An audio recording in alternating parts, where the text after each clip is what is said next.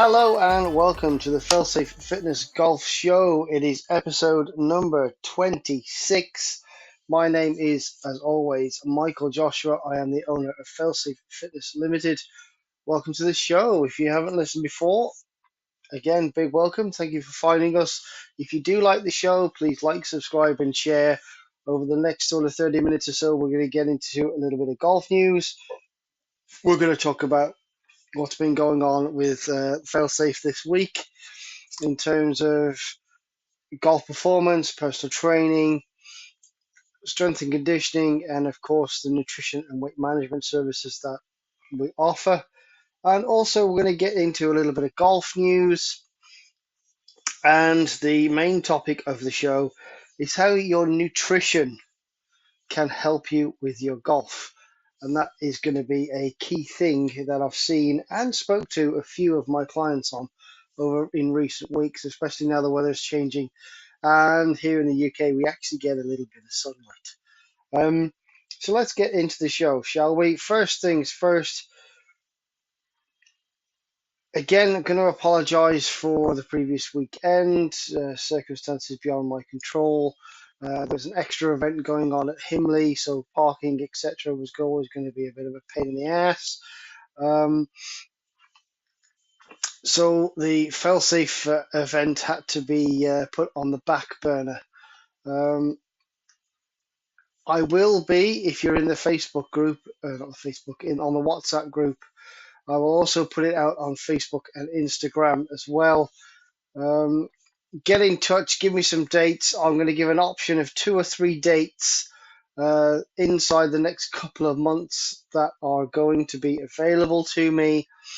Those 2 to 3 dates, the majority of people who are going to be available for those 2 or 3 dates in about 5 or 6 weeks' time, that's the day I will pick. We'll pick the same format. There'll be some prizes on offer as well to the winners. So it's going to be £25, as I stated before. £25, you're going to be able to get some food before you play. We're going to go out and play in teams of 3.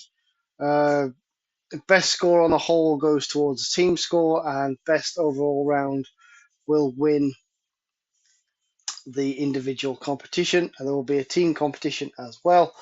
Hopefully we can get at least 3, if not 4 teams going round.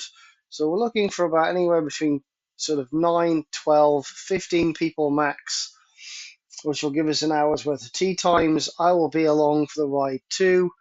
Yeah, it should be good. So look out for that on the social medias, etc., etc. Please vote. Please let me know when you're available, which one would suit you. And the majority of those 3 dates is going to be the one that gets picked. Of course, 5 for 4 on all products is now available. So nutrition and weight management, golf performance, personal training, strength and conditioning. Those products are all available on 5 for 4 basis. Please, if you do want to book, right the way now up until the 1st of October. And then once October rolls round, that offer will be off the table. So please get yourselves booked in. I am getting very, very busy now, so getting people in is getting interesting. I'm having to do other things and etc. etc. So it's a great time of year to come and learn your golf. If you've got any issues, just get in touch. There's going to be a limited amount of time, especially over the next sort of 2 or 3 weeks. It is very, very busy.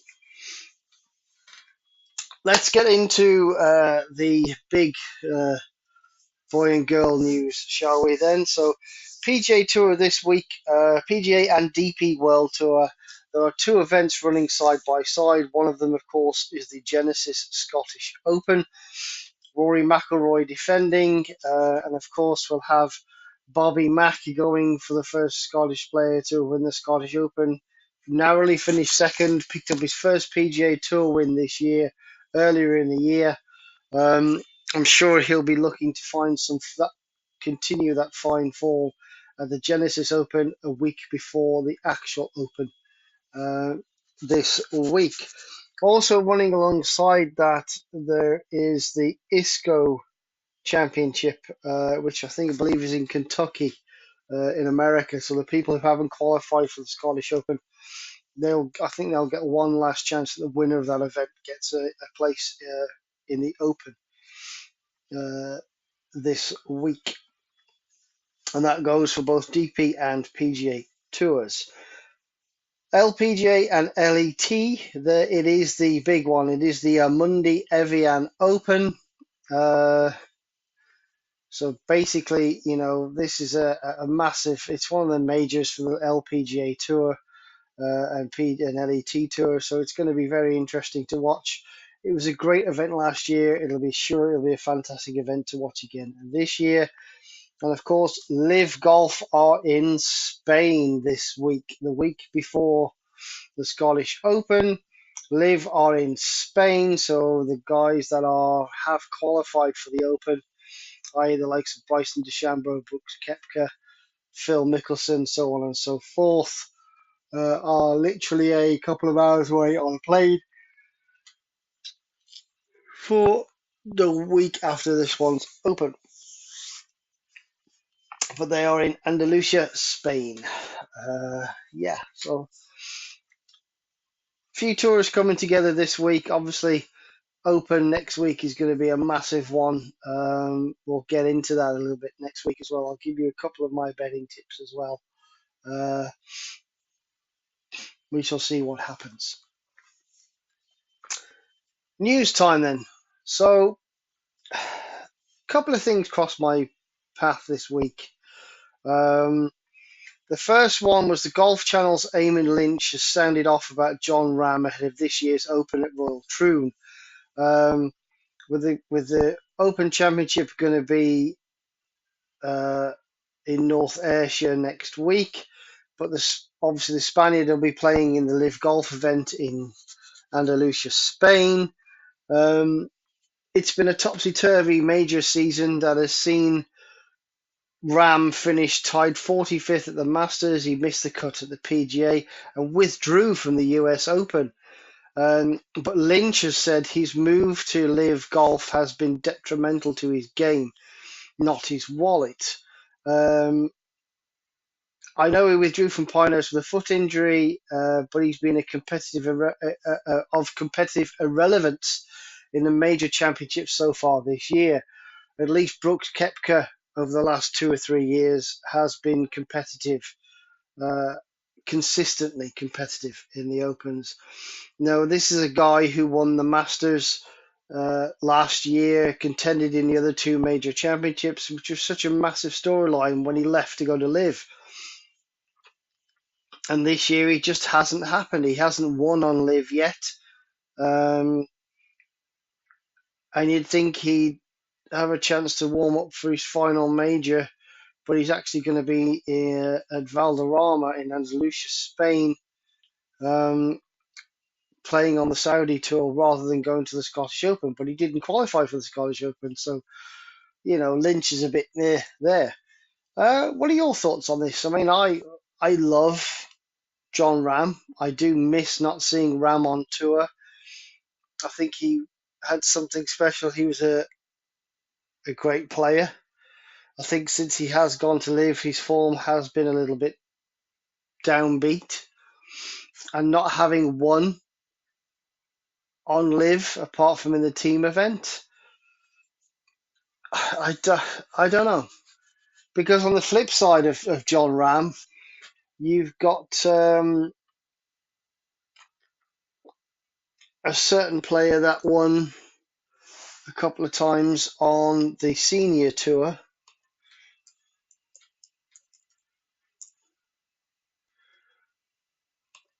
but doesn't compete on the DP World Tour.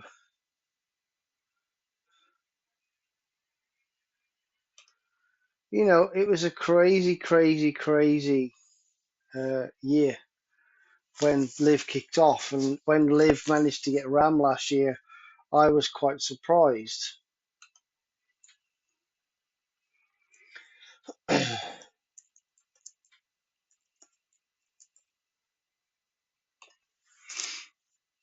Richard Bland shot 17 under par to win the senior PGA. Then he goes and wins another major on the senior tour, but he doesn't compete on live, not regularly, which goes to show kind of their strength in depth. That field, that small 46 or 48 man field that they have, there's some very competitive guys, and having smaller fields, the cream doesn't tend to rise to the top. The cream is just statically stuck there.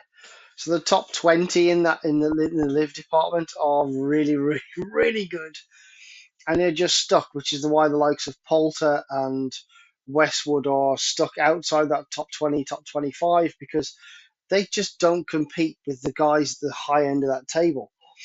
But Richard Bland came over from there, qualified for the senior tour because of his win on a DP World Tour the year before he left to live. And he's dominated. He's played two events and won two majors in the senior tour. It's crazy. Um, Whereas John Ram left the PGA Tour as a two-time major winner. I think he won about 5 or 6 times in 2023. And has so far failed to really even dominate top fives or top tens at live. He's not really been competing with everyone around him, which is a big struggle, especially for a guy of his talents. Um, so what do you think about that? If anybody has got any thoughts, please get in touch. I mean, I think Ram's a great talent. Will he make the Ryder Cup team now? Unless he wins two majors next year. Like Koepka won the PGA, which meant I don't think they had any choice but to pick him for that Ryder Cup team. Considering he missed out by like 1 point or something to Abraham Answer, or whoever it was that bumped him out of the top six. I think unless Rab really finishes, I'm going to say top 10 in all four majors or wins at least one, I don't think he will be in a Ryder Cup team in 2025. Anybody got any thoughts, please get in touch. Failsafe@hotmail.com. Facebook, Instagram. I'd say Twitter or X, but I've just stopped using it, to be honest. It's a dumpster fire of an app. I just don't use it. So yeah, you can message me on there, but you're probably not going to get any response. Second story of the week is obviously Tiger Woods was given PGA Tour exemption. I discussed it a little bit last week, and I thought I don't think Tiger, as much as he was a needle mover, he's no longer a needle mover for the PGA Tour, in my opinion. But in 18 months or so, he might be going to the senior tour, PGA Tour champions. So 15-time Major Wood champion, Tiger Woods. Players are already talking about the prospect of Tiger being able to go, and Jack Nicklaus said a little while ago that the 82-time PGA Tour winner will be able to get in a cart, drive around, and kill everybody because he doesn't have to walk. He'll be saving his energy, and will probably feel like a breath of wind on that tour. He's likely to at least have another big name join him as well. So, who remembers Michael Block from the PGA? 2 years ago, it wasn't tour. Was it the PGA? No, US Open. US Open, LA Country Club. Michael Block uh, made his statement and played his final round with Rory. So he is also going to be a guy who can go on to the PGA Tour at 49 years of age. You can start to qualify for events for the Senior Tour, PGA Tour Champions, and he said he's seriously considering it.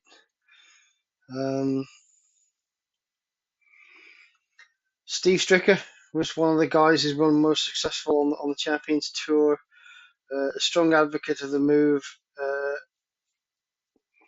particularly because it takes a little bit of stress off playing full time on the PGA Tour. They play like once a month or something.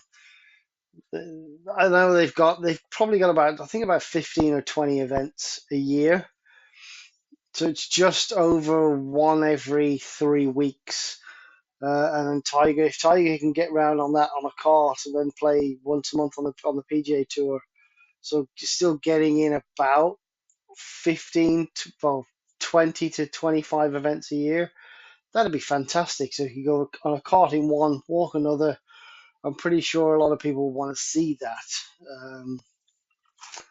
We shall see. I mean, I think it's going to be a big draw. I think from knowing what I know about the Champions Tour is if you're a crowd pleaser and you bring bums to seats, which Tiger definitely would, I think he'd be guaranteed an exemption spot or a sponsor spot exemption for most of the senior tour events or tour champions events like every week.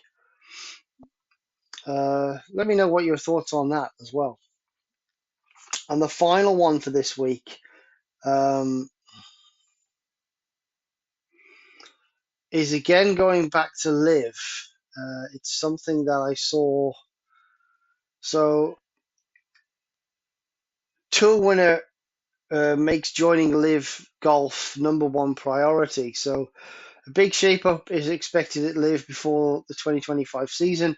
We'll see relegation moves between teams, out-of-contract stars, and perhaps most crucially, new signings as the Saudi-backed league continues its attempts to strengthen its roster.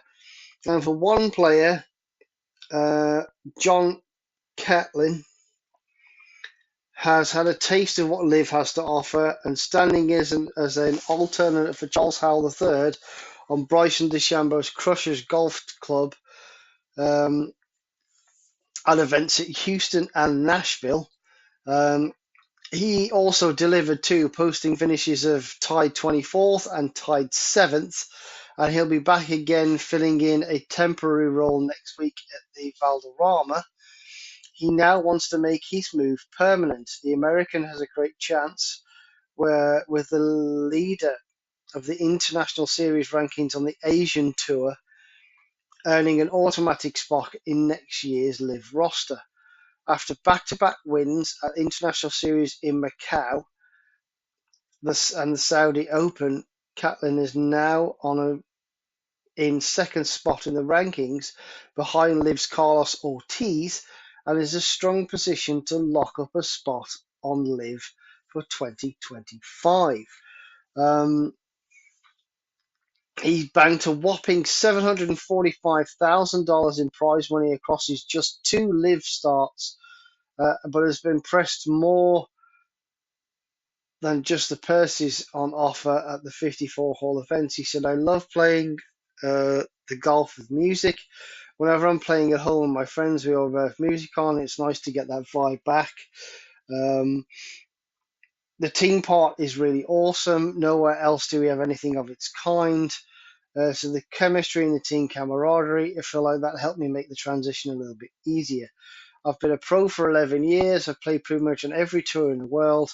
I've had a chance to meet all these guys before, and coming back, it felt like, hey, I haven't seen you in a while, but good to see you. Let's crack on. And my performance has shown it. So, yeah, I mean, if you can play two events a year and win three quarters of $1 million, I don't think. I mean, obviously he's doing well on the Asian tour as well, so he's guaranteed a spot on Live in 2025. Um, I don't know. I mean, I think Live is tough. It's a tough one to read. I think if they got their format correct to start with, they wouldn't have had any problems with OWGR. But they do, and fixing that is a massive problem. Um, and I've discussed this before with Liv, that fact that the teams are, especially the Majestics, I think, are the big sticky point for Liv. Because if you have three co-captains, um, of which only one is a player, and that's the only player that can ever get punished for, was it 2 or 3 or 4 years, whatever they're contracted for. But Westwood, Poulter, and Stenson are exempt from being crap for 5 years, but still picking up $1 million a year. That's no bueno for me. That's one of the big sticky points of why OWGR are going, what the hell is this? I think if you have a captain and a co-captain, but captain is a permanent fixture of the team. The co-captain can be rotated between the three players. I think the co-captaincy could be rotated between three players, but that co-captain, whoever's named co-captain for that event, will score double points. I think that's an interesting thing. So if you think, I'm not going to play well in Spain this week, but I play well in Nashville, you name them as the co-captain in Nashville. Whatever they score, if it's 3 under, that becomes 6 under. In terms of the team score, I think that's a very interesting prospect, but that they need to be, whatever they score, they have to be in the best two. If they score 3 under, but two players score 6 under in a round, then those two players' scores count and the co-captain's doesn't. But the co-captain scores 6 under and one of the other guys scores 6 under, then they're actually 18 under in the team championship because the co-captain is the one that's going to score double points or double under or whatever the score may be. I think that would be a more interesting, and it gives a risk factor, but you can't have co-captain can't be the same player every week. Um, I think that'll be very interesting. It's an interesting prospect. Or even, have the fans vote a co-captain in for each team, each event. So, 10 days before they do a vote for 3 days, who do you want a co-captain at? I mean, and that way the fans get to choose whether they got a player that likes the course or a player that hates the course. So you can essentially screw with the team or not. Interesting things for me. Um, but yeah, those are the news for this week. Those are the things that I found quite interesting. Um, and of course, Liv, a lot of money.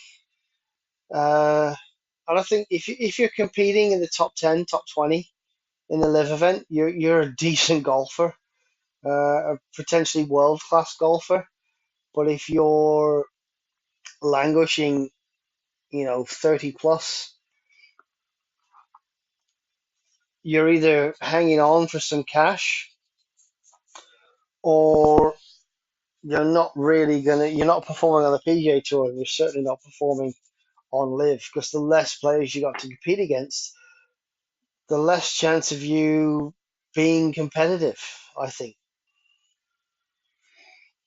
That's the news. Let me know what you think on those events. Do you think Live should needs to change the format a lot? Do you think Ram's form is going to get any better or any worse? And what do you make of not only Tiger Woods, but the likes of Michael Block going to the Champions Tour in a few short months' time? Potentially, even though Tiger's been given exemption to the signature events on the PGA Tour for his outstanding achievement to golf by winning loads more money. Okay, main event. Nutrition in golf. We all know nutrition in life is difficult.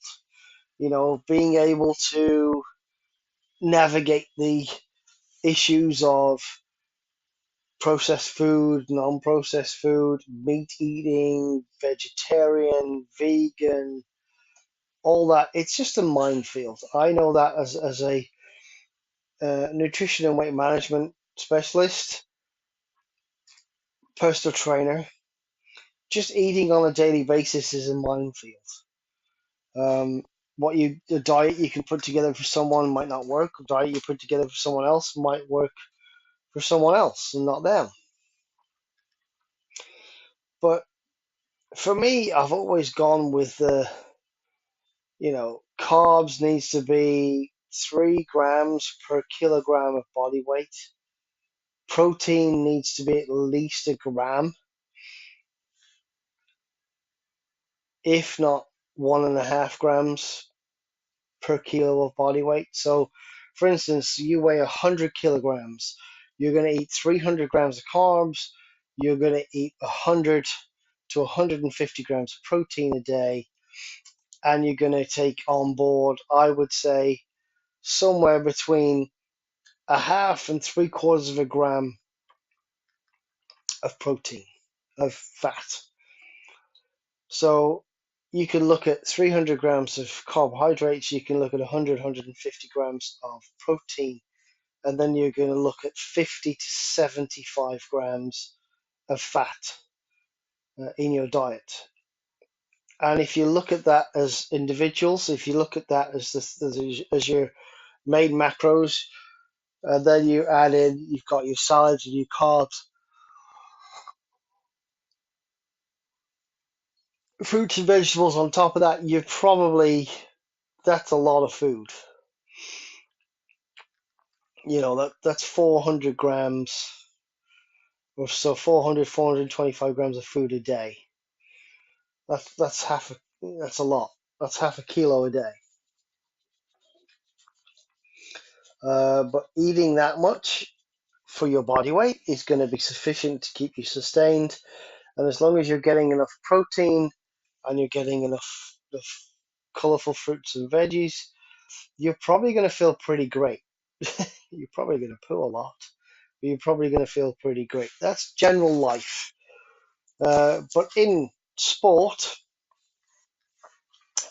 we hear a lot about carb loading. So taking on extra carbs before a run. So marathon runners and triathletes take on a lot of carbs the week in 3 days, 2 to 5 days, 7 days, 3 days, day before a race. They'll eat a lot of carbs, a lot of things to get the energy into the body so they can use it when they need it. Um, Golf's no different. Yes, we're out there having fun. You might even, much to my dismay, you might even have a couple of 3 beers while you're out playing golf. Um, but what a lot of people don't do is eat. And I've said this before, that if you're just having a lot of golfers, they'll go away, especially when you go away. So you go somewhere like Spain, or especially if you go to the UK, you're going away it's 2 nights and 3 rounds. So you'll get there first thing on the first day. You probably haven't had a lot to eat. You grab a little snack sandwich, then you're straight out on the golf course. Then you have a nice big lunch and a few beers on the night before. You'll get up the next morning, you'll have a nice big slap up breakfast. You think you've eaten quite a lot, you've had a lot of fat, but you've had no carbs. You're still drunk from the night before. That nutrition isn't going to see you through all day. You've probably got a hangover. So that first 18 holes on the next day is going to be awful. It's going to be you dehydrated, tired, hungover, and probably feeling like that breakfast is going to come back to haunt you at some point during the day. You get the first 18 out of the way, then you'll go and have like a sausage roll or a sandwich at lunchtime. And then by the time you start drinking again.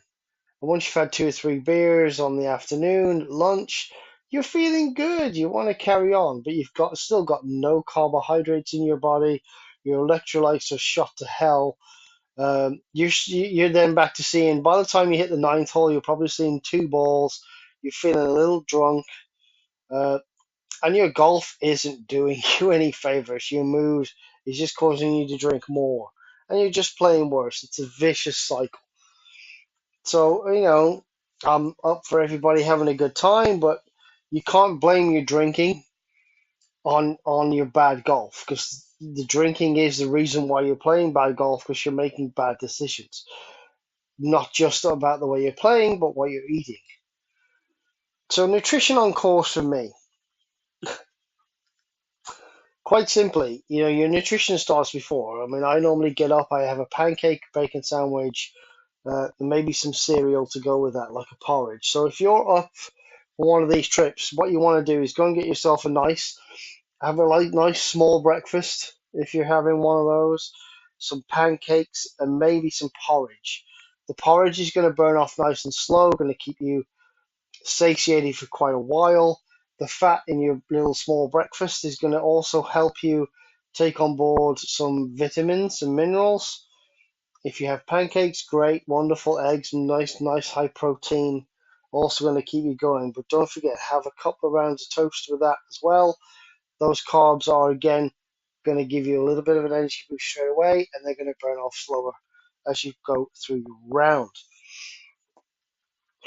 So that's before a round. Obviously, same applies if you have a nice meal at dinner time or before tea, before you play.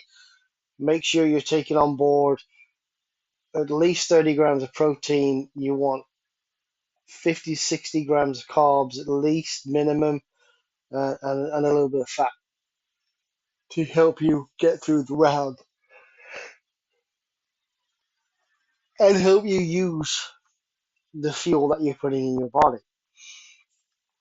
I always look at it. I've been using bulk and my protein, so they both do like a hydration drink.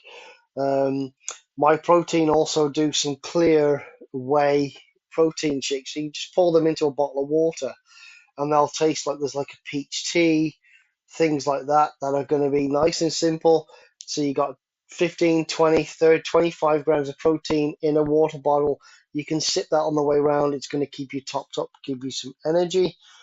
Obviously, the hydration drink on top of that is going to give you some branched chain amino acids and essential salts. Which again, if you got a hangover, is perfect for you to be sipping on in your first round. Link is in the description to below to go buy. But my advice on course is keep those in a little bag or have them mixed up ready to go.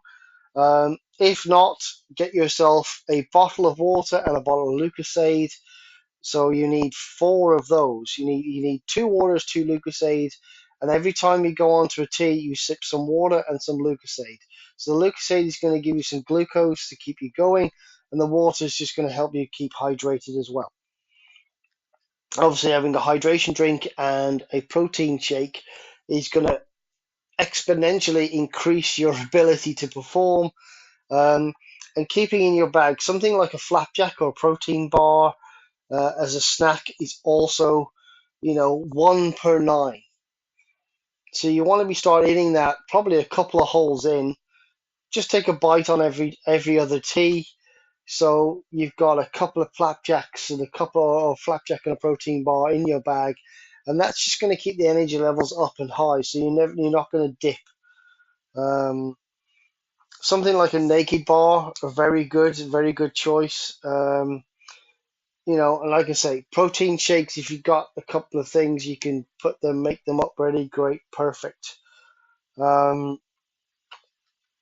those things are all going to keep your energy levels up and high.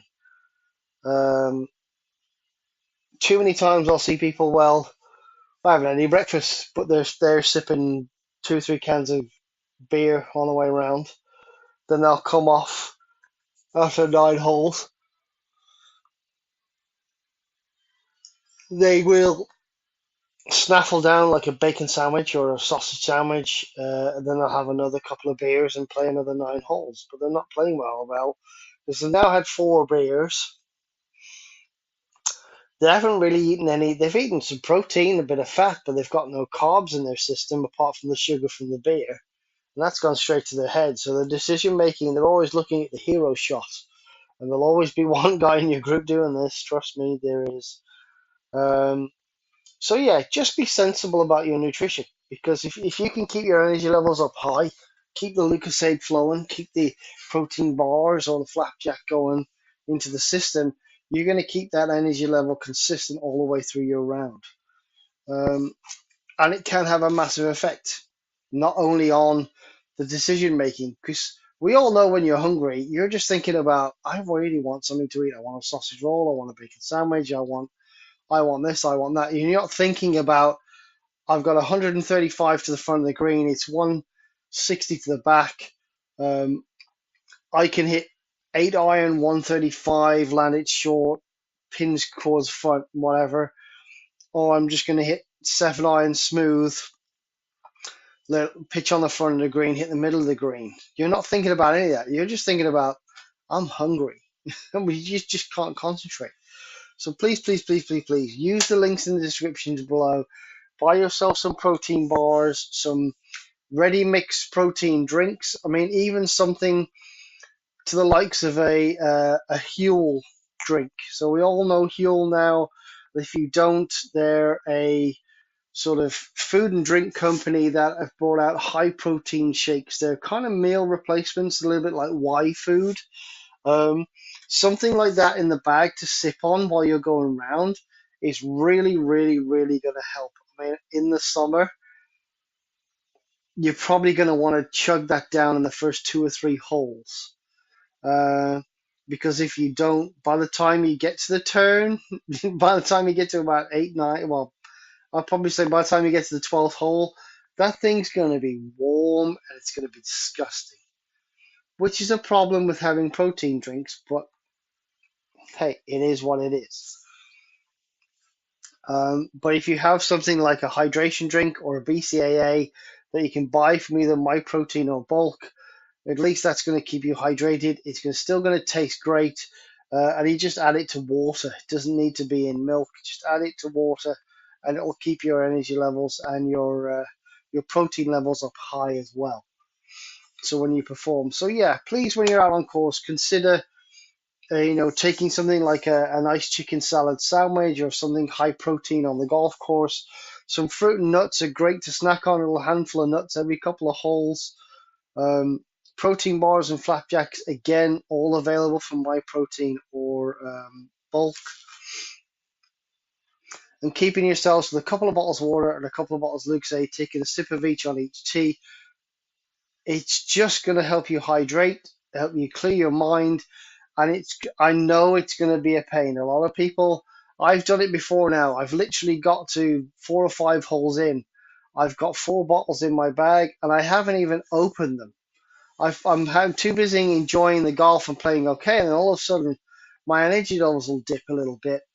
I'm still on the tee of a par three, and I've just pulled the absolute piss off it into the bunker, or I've topped it, and I'm thinking, well, I haven't had anything to eat, I haven't had anything to drink, and I've already walked a mile and a half and hit 15, 20 shots, and I'm like, oh, that's the reason why. Energy levels have dipped. I'm feeling a little bit hot and sweaty now, but I'm already in 20, 30-degree heat. I'm already starting to dehydrate. And it doesn't matter how quickly now I chug a bottle of water and Lucozade, that's going to take another 4, 5, 6 holes to get into my system. So please, please, please get into a routine. Have a sip of water, a sip of Lucozade, or a sip of uh, hydration drink and a BCAA on every tee. Every couple of holes, have a bite of a protein bar or a flapjack just to keep the energy levels going. And this will get you through a round of 18. And you'll be surprised how much this can make a massive difference in the way you play golf, because your decision making is not going to be based on, I've only got 2 holes left. I don't really need to drink that water. I can have a beer at after 9 and go and get myself a bacon sandwich. Drink. Drink and eat sensibly while you're on the golf course. I'm not against people having a beer, but if you're getting through a 6 pack, man, you might have a problem. Not the problem that you might enjoy a beer, but the problem is that your golf isn't going to like you for it. That simple. So yeah, that's my advice. Those are the things you need to go away and do. Naked bars, chicken salad sandwich, some fruit and nuts, protein bar, flapjack, some water and some Lucozade, or BCAA and maybe a protein shake of some sort. And make sure you have some carbs, some porridge, something like that in the morning, or you've eaten something, at least 30 grams of protein in a meal before you, about an hour and a half before you play, will be perfect to get you on the golf course and keep you going at least for the first 5 or 6 holes before you need to start tucking into those protein bars and shakes. And that's pretty much it. That's me for this week. I hope you've enjoyed the show. Um, if you want me to expand on anything, I can. We're close, just over 40 minutes. I'm going to love you and leave you. If there's anything you want me to discuss, then please, please, please, please look out on the YouTube channel. I've got a couple of videos coming. They'll all be in VR of the way I would explain how to go around a golf course if you hit it pretty long, if you hit it pretty short, and basic handicapper stuff. Look out for that. That is coming very, very soon. Thanks for listening. Have a great week. We'll see you next week for episode 27. Bye bye.